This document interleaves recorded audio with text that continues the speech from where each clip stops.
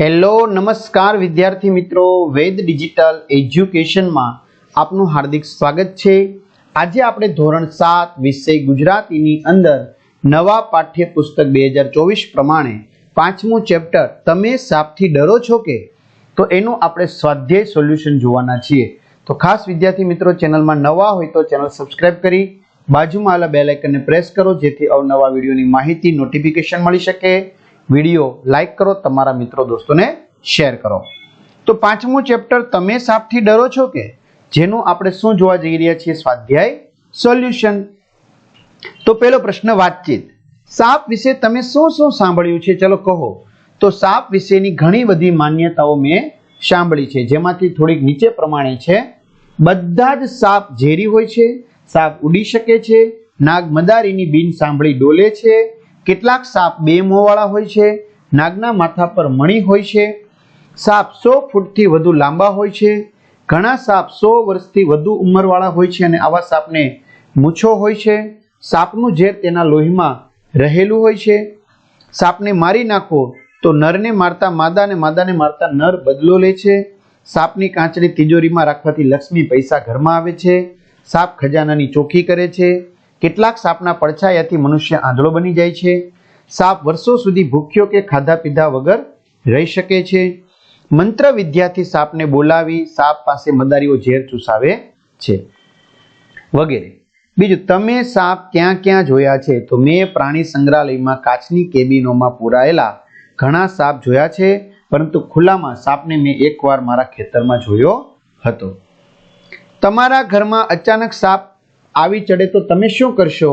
તો મારા ઘરમાં અચાનક સાપ આવી ચડે તો સૌ પ્રથમ પરિવારના બધા સદસ્યોને હું સાપથી સુરક્ષિત અંતર રાખવાનું જણાવું। ત્યારબાદ અનુભવી વ્યક્તિ કે સાપ પકડનાર સંસ્થાનો સંપર્ક કરી સાપને પકડીને તેના રહેઠાણ જેવા કે અવાવરું જગ્યા કે જંગલમાં પાછો છોડી આવવાની વ્યવસ્થા કરવા જણાવું। વિદ્યાર્થી મિત્રો, ઘણા બધા વિદ્યાર્થી મિત્રોની કમેન્ટ હતી કે સર, આ સ્વાધ્યાય સોલ્યુશનની અમારે પીડીએફ જોઈ છે, આ સિવાય અમારે ધોરણ 7ના તમામ વિડીયો લેક્ચર જોઈ છે, બધા જ પાઠના, બધા જ ધોરણના, બરાબર। તો ક્યાંથી મળશે?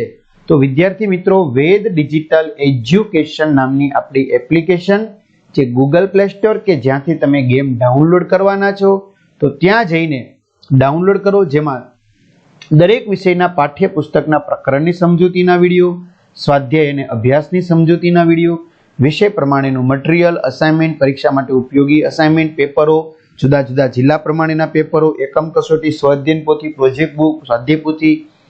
તો ગેમ ડાઉનલોડ કરો, ત્યાં જઈને ડાઉનલોડ કરી ઓપન કરો, આ પેજ ખુલે, એમાં તમારા મમ્મી અથવા પપ્પાનો મોબાઈલ નંબર નાખો, સેન્ડ ઓટીપી કરો, 4 આંકડાનો ઓટીપી નાખશો એટલે પેડ કોર્સમાં તમારા ધોરણમાં જુદી જુદી પીડીએફ, એક્ઝામ પેપરમાં પેપરો, 3 થી 12માં 3 થી 12 ધોરણના વિડીયો એમાં ધોરણમાં જઈ વિષય પ્રમાણે પાઠ વાઇઝ વેદ ડિજિટલના વિડીયો જોઈ શકશો। ચલો, કોઈને સાપ કરડે તો શું કરવું જોઈએ?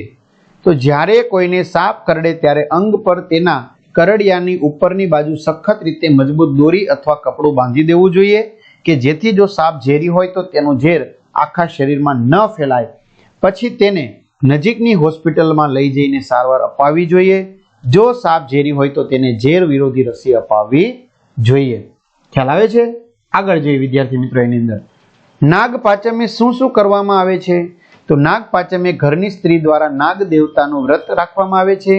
આ વ્રતમાં સવારે નાહી ધોઈને પાણીયારે કંકુથી નાગ આળેખવામાં આવે છે, એટલે કે દોરવામાં આવે છે, તેને ધૂપ દીપ નારિયેળનો પ્રસાદ અને કુલેરીનું નૈવેદ્ય ધરવામાં આવે છે। જે સ્ત્રીએ વ્રત કર્યું હોય તે સ્ત્રી આગળના દિવસે બનાવેલ બાજરીનો રોટલો દિવસમાં 1 ટંકે જમે છે, બાકીનો દિવસ ઉપવાસ કરે છે, નાગ પાંચમની વ્રત કથાનું શ્રવણ કરે છે। ઉપવાસ અને વ્રતમાં શો ફેર છે? તો નિયમ તરીકે 24 કલાક કે એનાથી વધુ સમય માટે ખોરાક ન લેવાની ક્રિયાને ઉપવાસ કહે છે।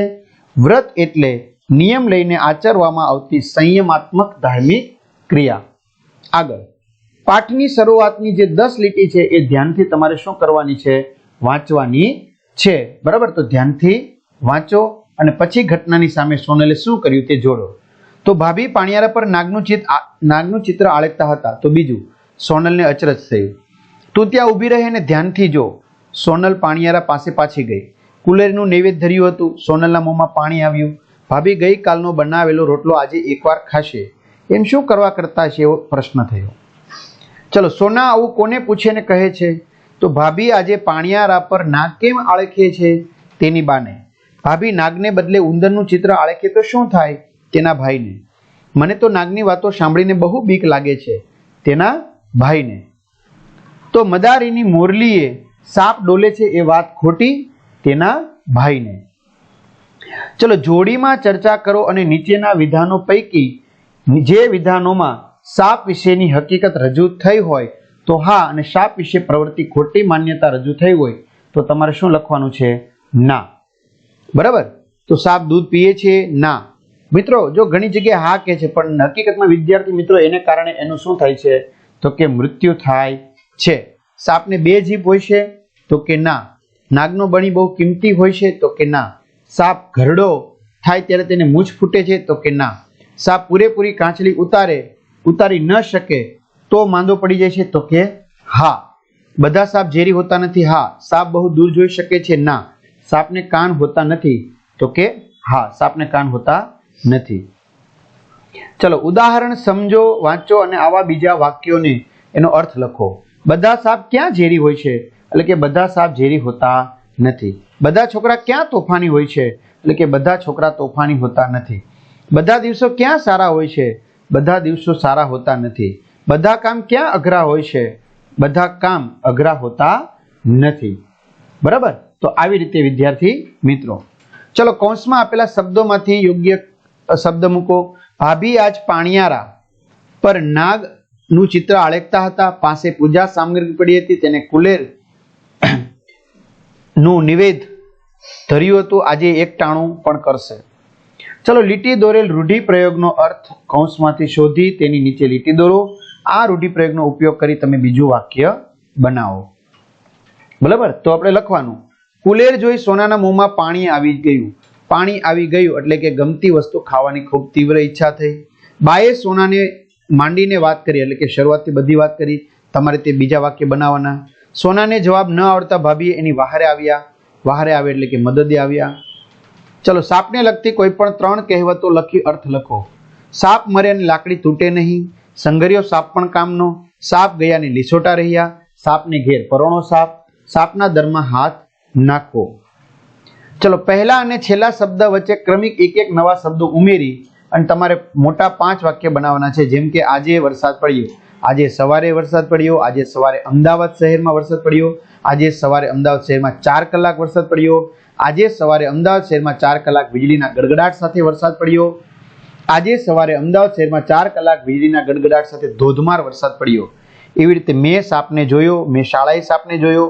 મેં શાળાએ જતા સુભદ્રા કાકીના ખેતરમાં સાપને જોયો. મેં શાળાએ જતા સુભદ્રા કાકીના ખેતરમાં લીમડા નીચે સાપ જોયો.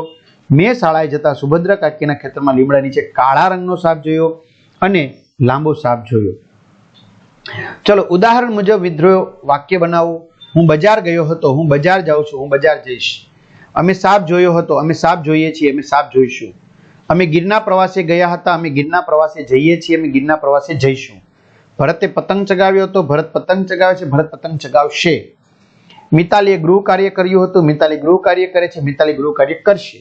સાહેબે વ્યાકરણ શીખવ્યું હતું. સાહેબ વ્યાકરણ શીખવે છે. સાહેબ વ્યાકરણ શીખવશે. ચાલો, પ્રશ્નોના ઉત્તર આપો. વ્રત એટલે શું? વ્રત શા માટે કરવામાં આવે છે? તો વિદ્યાર્થી મિત્રો, વિડીયો મોટો છે એટલે પોઝ કરીને લખશો. સાપ માણસ જાતને સી રીતે ઉપયોગી બને છે? બરાબર. તો માણસને ખૂબ જ રીતે ઉપયોગી બને છે. નાગરના બધા બચ્ચા સાથે જીવતા નહીં હોય.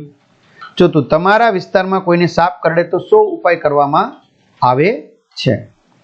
ત્યાર પછી અહીંયા કાવ્યનું પઠન છે. તમારા વર્ગ શિક્ષકની મદદથી તમારે કરવાનું છે. તો આવી રીતે વિદ્યાર્થી મિત્રો, સરસ મજાના સ્વાધ્યાય સોલ્યુશનની તમારે PDF જોતી હોય કે પછી અન્ય કોઈ વિડીયો જોતા હોય તો આપણી વેદ ડિજિટલ એજ્યુકેશન નામની એપ્લિકેશનમાંથી મળી જશે. તો અહીં સુધી રાખીએ. અસ્તુ. જય હિન્દ, જય ભારત.